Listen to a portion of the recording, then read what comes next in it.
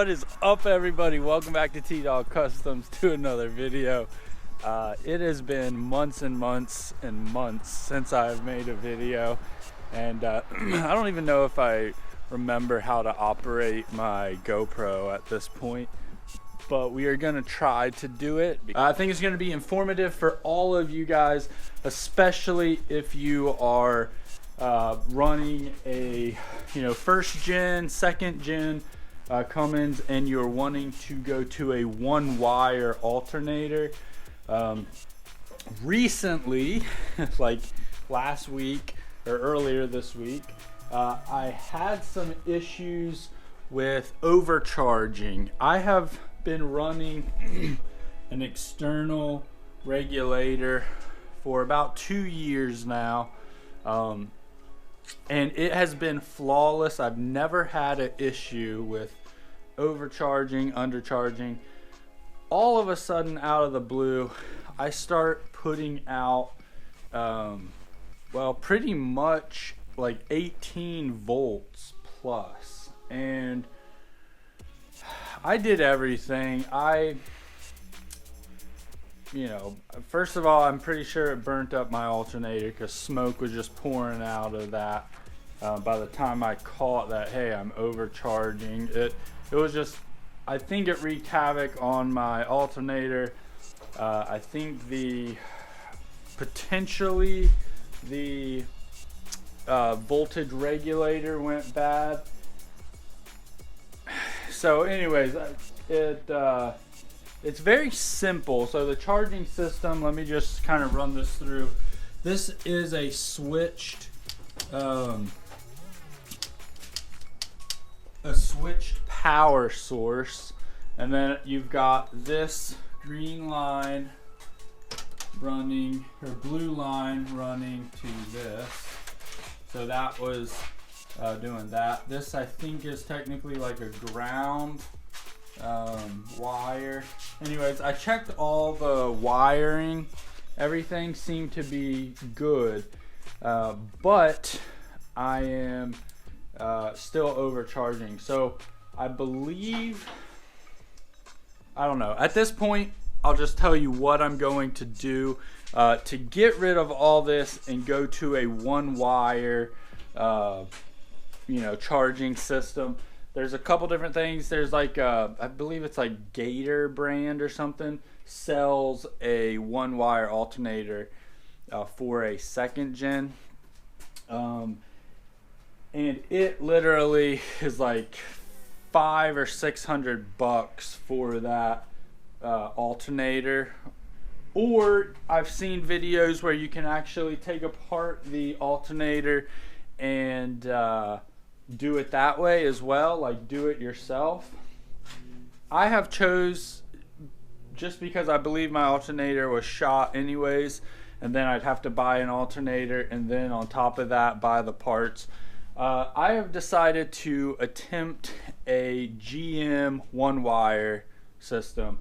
You can see this is very bare basic in my Cummins Jeep. There's not a lot of electronics that need to be run. It literally, the only thing it really needs, since there's no like ECU computer because we are running a mechanical injection pump, the only thing this thing needs to stay running is literally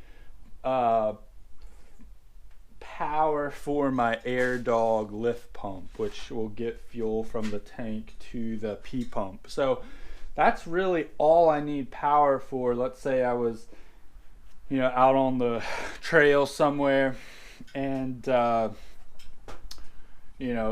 pretty much it. So charging wise, it should do fine with the GM keeping up with everything.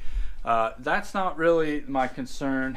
My concern is that there is some modifications, I guess you could call it, that you have to do to make a GM fit. And I did a quick little search on YouTube, and I couldn't really find someone who did the GM one wire conversion. What you doing? I'm just fixing the Jeep. Thank you. Anyways, so I'm gonna do that today. Attempt to do that today. I am currently waiting on the alternator to get here. I Amazon Primed it yesterday, I think, and it said it would be here today. So today's Saturday. It said before 10 p.m. So I may get it torn down, and then once I get it torn down, we'll pick up the video again once it's all here. Take the belt off, and then it's just one bolt here and one bolt down here, and then this comes right off. Now, the part that gets a little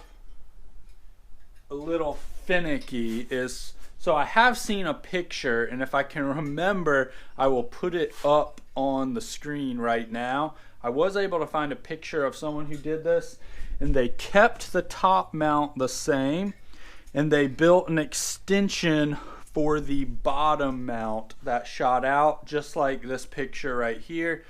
Please, hopefully I remember, but just like this picture right here. So now that you've got that taken care of, that's what I'm gonna attempt to do here today. Break out the welder. It's been a long minute since I've welded anything, and maybe fix my hitch while I'm at it. That broke. Someone welded it when I bought the mower, so did not hold up very long with me. So anyways, let's go ahead and start tearing this down. We are going to do away with these wires right here, and we're going to do away with this. Now, just for some reference for you guys who are running these boxes have to be grounded for them to work properly. So make sure, if you're having issues, a lot of times it can be a ground with the box. I checked everything. I'm at a loss as to really what the issue is. The only thing it could be is alternator, possibly a battery that is like somehow, I don't know, forgive me, I don't know like all the ins and outs of a battery, but kind of like could be shorting out and then giving, you know, more than the 14 whatever volts that it's supposed to. So that could be something in there shorting and then like boom, shooting out you know, 18 plus volts. I don't really know. I am going to do the one wire conversion, and then it was $60 I believe off of Amazon, cheaper than an alternator, which I'm fairly confident the alternator is blown. But so what I'm going to do is I'm going to switch that over, and then if I'm still having issues, our last resort will be replacing the battery. But the battery is still charging, like it's running fine. It's not like dead or anything. So fingers crossed that it is just the alternator and some kind of wiring issue. But we'll know more about that once I get this thing taken off and go from there. So thank you guys for watching. I know this was a long-winded explanation, but if you're having any issues, hopefully this can be helpful.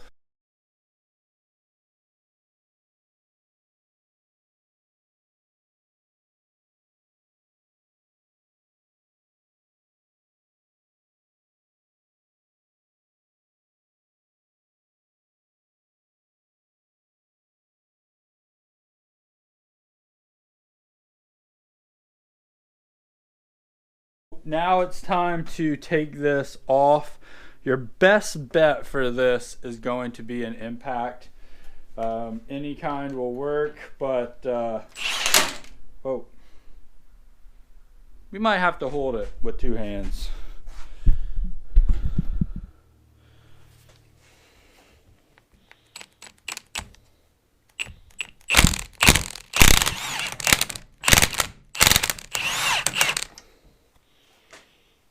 Yeah.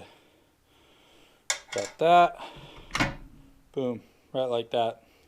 So that's gonna come off. You're gonna need to reuse this.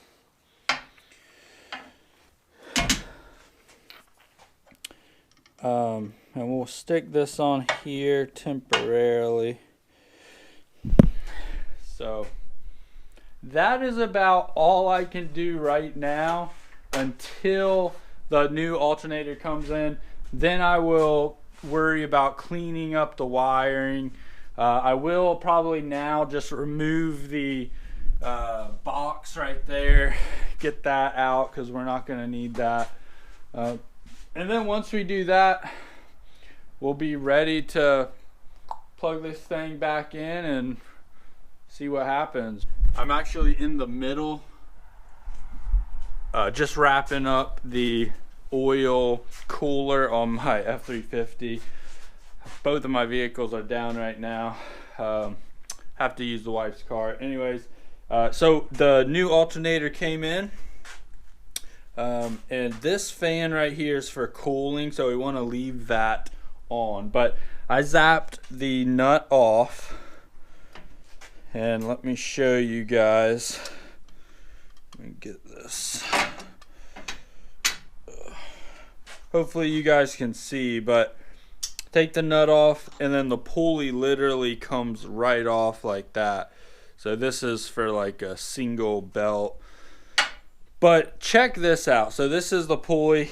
It slides right on perfect. So now all we gotta do, stick that on and tighten this down, and that's it. Like, that was super easy. I was a little nervous about how this pulley would fit on, but it's spaced perfectly to where it's like no issues at all. So far this will work.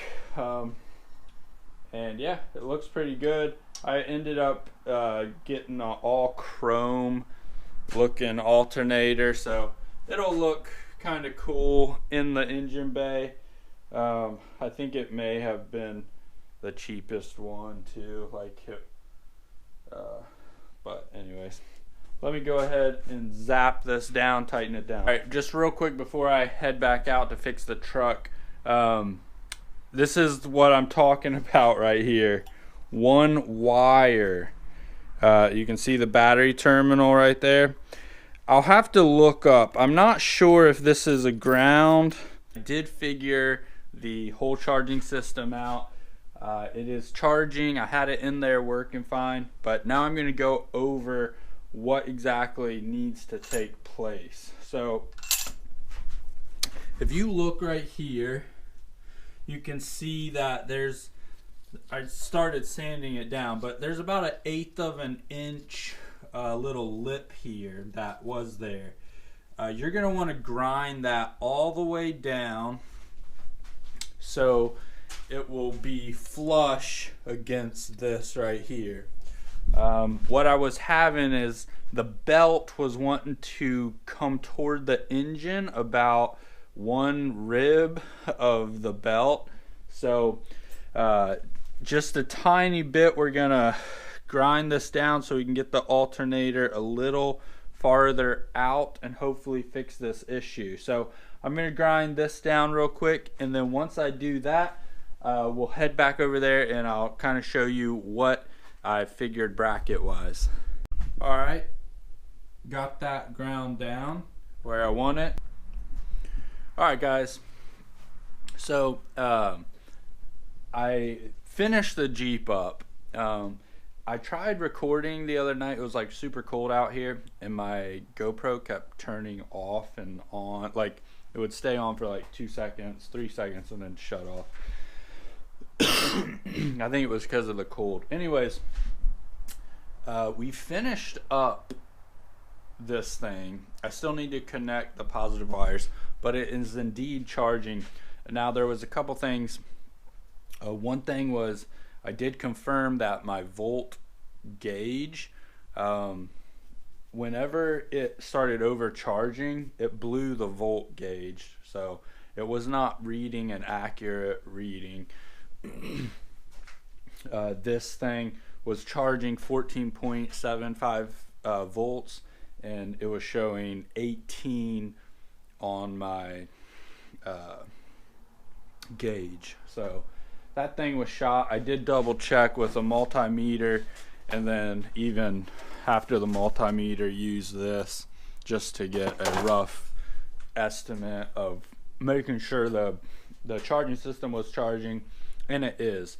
Now I will say this, with this one wire alternator, I start the Jeep up and it gives out no charge, and I believe I read online somewhere that this one wire alternator takes about 1,000 RPM to actually activate and start charging. So for a couple times I didn't think the alternator was actually charging, but that was because I just had to blip the throttle, and then boom, 14.5 or 7 volts, it started charging. So just a reminder, with this you will have to more than likely like blip the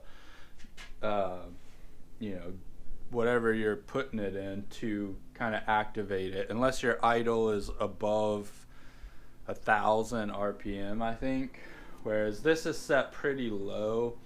But anyways, that's just a side note, keep that in mind. I started to think I may have a bad alternator, but that wasn't the case. So all right, let's dive into what I did for this to work. So if you look, let me grab a light actually.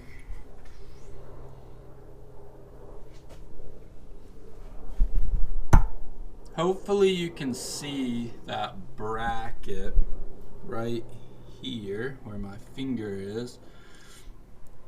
So I've got a spacer between that bracket and then another bracket I made on the back. And you can see it's not too, it's just enough to space the alternator out a little bit, if you can see right there. Yeah, it's not much, but you just want to make sure that your alternator stays in line with the whole belt system. So over here, if I can show right here, the alternator comes with about a 1/8 of an inch lip on the front. To make this sit where it needs to, you're going to need to shave that off and then run the bolt through. And literally, this thing is solid as a rock. It's not going anywhere. The only way it could move, even if it did, would be in. And anyways, the belt is tensioning that, but it works good. I'm happy with this. I did have to, like I said, I shaved off that 1/8 of an inch lip because it was running one of these ribs off the pulley up here. Everything else was fine, but it was just a little too far back. So shaved that lip, pulled the radiator or the alternator forward. Also, I spaced it about 1/8 of an inch here more, and that I think fixed the issue. We'll figure out when I go driving it around, but if it still is slipping off, you're just going to either shave more off of here, or maybe just do the bottom one, space it, we'll see. But I think that will fix it. This right here is your power wire running to your battery, and then there is a ground spot for a ground over here, which I'm having run to my battery as well. You can either run it to your battery or to your block. The block is a shorter run, but I already had the wire to my battery, so that's what I'm using. And this is what we got rid of. So this is the, you can see it's like all heated up super bad and like warped. This is what we got rid of. This is the external regulator, and it had this wiring harness to it. So it cleaned it up a lot. It just is gonna look a lot better. And I've already noticed that the 14.5 volts is consistent, whereas like with the regulator setup, the voltage would kind of, not much, but it would almost like flicker back and forth with the rotation of the engine. Like when you were at idle, it'd be like boom, boom, boom, boom, boom. And that could be, I don't know if that's because my idle is low. You know, it's not low, but you know, I don't know all the aspects of that, but it surged just a little bit. I don't know if that's common with these or not, but it doesn't do that with this alternator. So all in all, I'm super happy with how it turned out, and it's nice and shiny. Need to clean it up, but an extra accent of shiny chrome, which I'm sure won't hurt at some Jeep shows at all, so maybe it'll help me score better. All my trophies right there. I've done quite well at the Jeep shows that I've taken it to. Anyways, enough talking. Let's go ahead and get this wrapped up. I'm going to finish up the wiring, then I will show you guys when it's all done.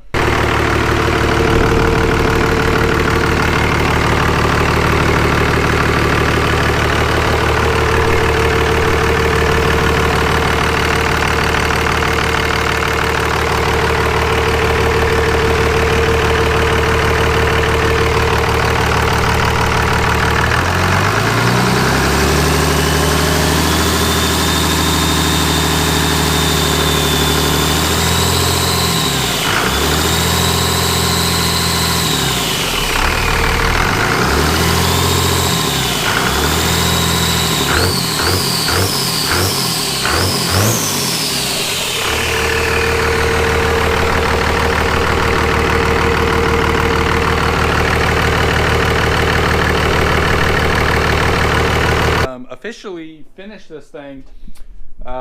It's working excellent. It is not, it's not wanting to throw the belt. So if you like look at a line like this, the alternator was back a little bit, so it was pulling the belt off toward the engine, just on the not the water pump, the fan, where the fan would normally go, clutch fan. It was pulling it toward the block, and it had jumped about 1 tooth on the belt. So 1/8 of an inch shave here. Just remember that, shave that, and space out accordingly on the bottom. So something that you could do is screw this bolt in first, get it nice and snug, then come down here and space it out accordingly with your bracket. Anyways, and then on the back side you'll want to space it accordingly as well. Real quick, I'm going to show you guys what I was talking about with this voltmeter gone. The Jeep is off, and if you look at that, that is showing 16.5 volts, pretty much. So, well, 17 volts. So that is the problem with this gauge. It is bad. I don't know what happened when it started overcharging, but it should be putting out around 12 volts, not 17. So faulty gauge. And so I got a glow shift gauge. It's on the way. It'll be here tonight, actually, and I'll get this on, and we'll be back on the road.